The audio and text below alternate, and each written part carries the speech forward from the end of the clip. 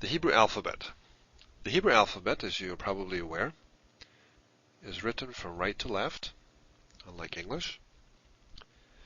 It initially had no vowels, only consonants, and even today there is no distinction between upper and lower case. So there's no such thing as an uppercase Hebrew letter. They're all the same case. Let's take a look at each letter one at a time. The first letter is Aleph. An Aleph is written something like this. Aleph is a silent letter. If you want to pronounce it, though, you could pronounce it as the H in honest.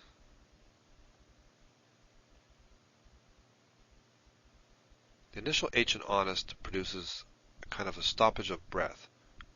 Honest. And sometimes Aleph, it's useful to pronounce it that way. Other times, you just leave it as a silent letter.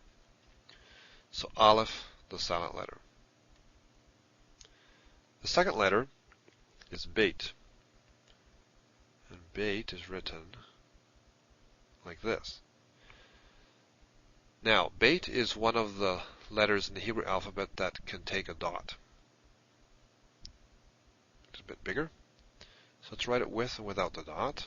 This dot is known as a dagesh. And it changes the pronunciation. Beit with the dagesh is a b sound, as in boy. And without it is a v, as in van.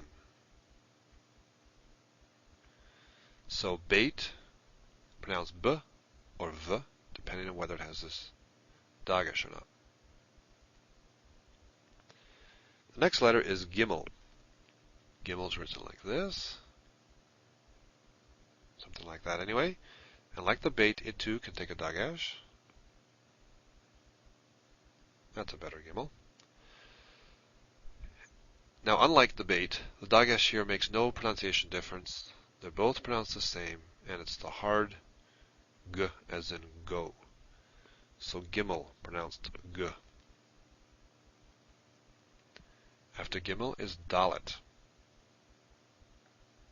Dalet is written like this.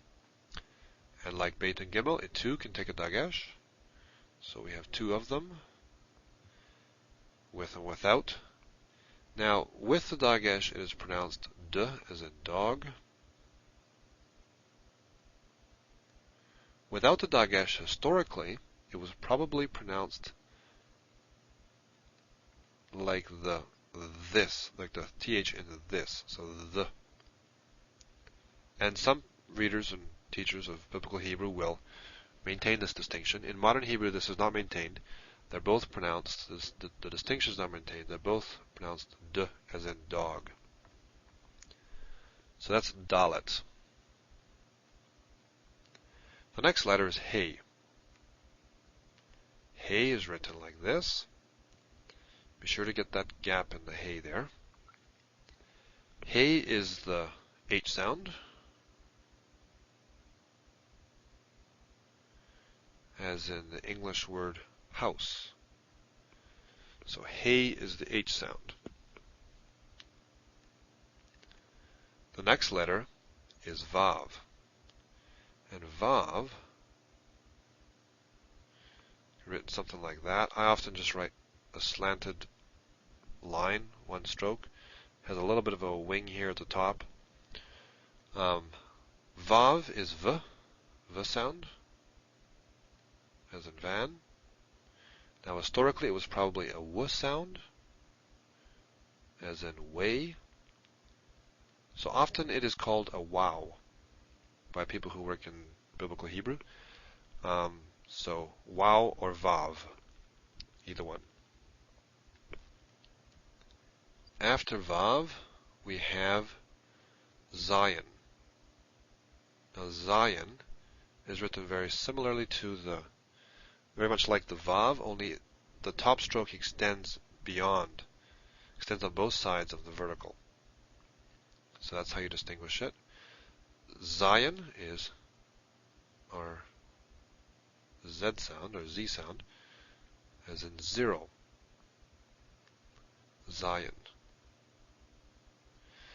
The next letter is Chet. Chet is written something like this.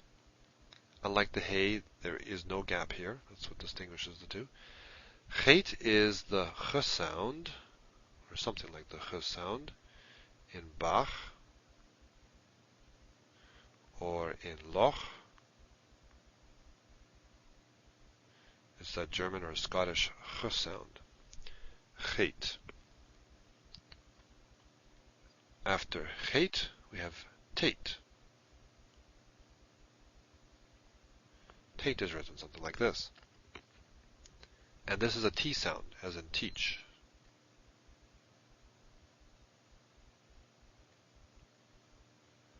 T as in teach. So that's our Tate. The next letter is Yud. Yud is a small letter. I should perhaps have rounded that a bit. Let's try it again over here. Not much better. Yud. Yud is a small rounded letter near the top, and it is the Y sound, as in yes. Yud, y. After Yud comes Kaf. Kaf is written a bit like the English C, but backwards. And like Beit and Gimel, it can take a dagesh. So let's put one in there. With the dagesh, Kaf is a k, the hard k sound, as in king. Without the dagesh, it is that ch sound, as in Bach or Loch, as we saw earlier with Chet. So this is Kaf. Kaf is k or ch. After Kaf, we have Lamed. Now Lamed starts above the line, extends below and around, something like that. Lamed is our L sound, as in Lord.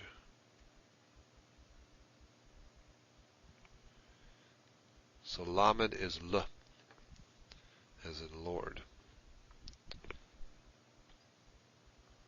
After Lamed, we have Mem. Mem has a vertical component and a rounded component. So Mem, and Mem is the M sound, as in man. Oops, my final N there didn't work out. Well, you know the word. Man.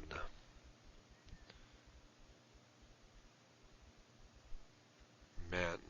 Mem is man. Nun is our next letter, and it's shaped something like this.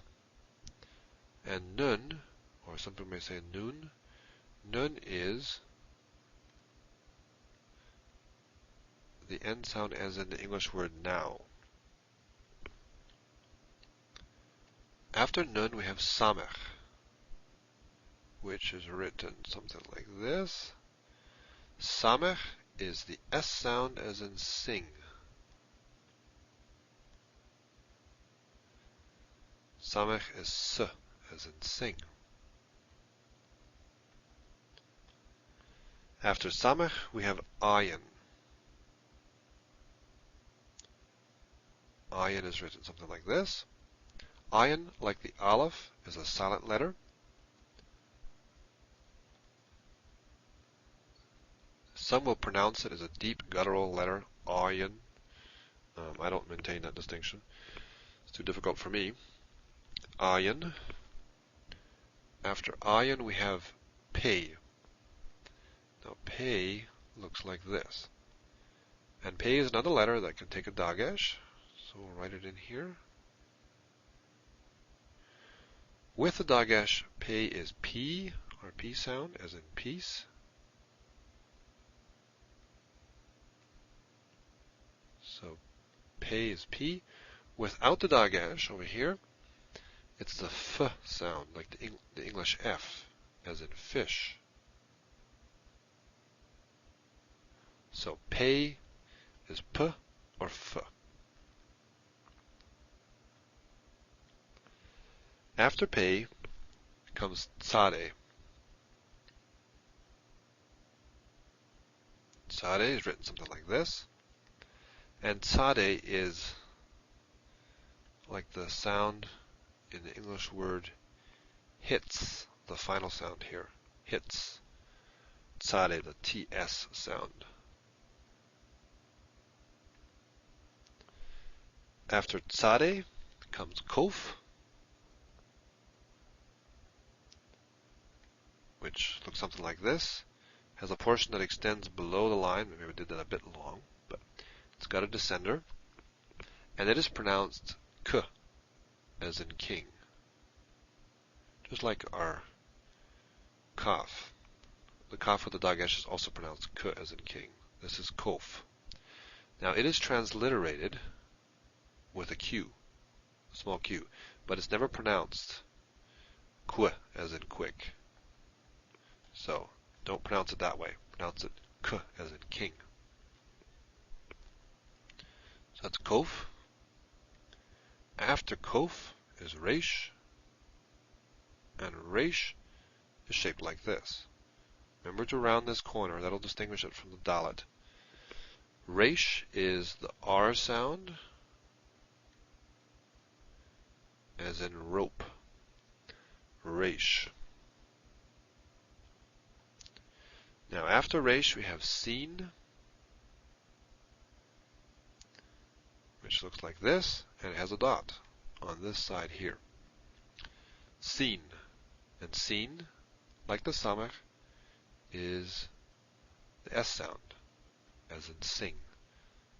So that's sin, the S sound. After sin we have sheen. Now sheen looks like the sin but has a dot on the other side. For sheen, the dot is over here on the right. And this is our sh sound, as in show. Now, one thing to note with sin and sheen is that they can be considered, sometimes are considered one letter. If you go to Psalm 119, you'll see that it has 22 parts. It's an acrostic poem. Each part, each section of the poem starts with one of the Hebrew letters, and the reason it's 22 is because sin and sheen are treated as one.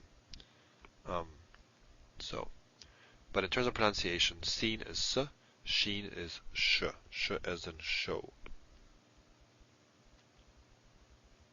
The last letter is tav.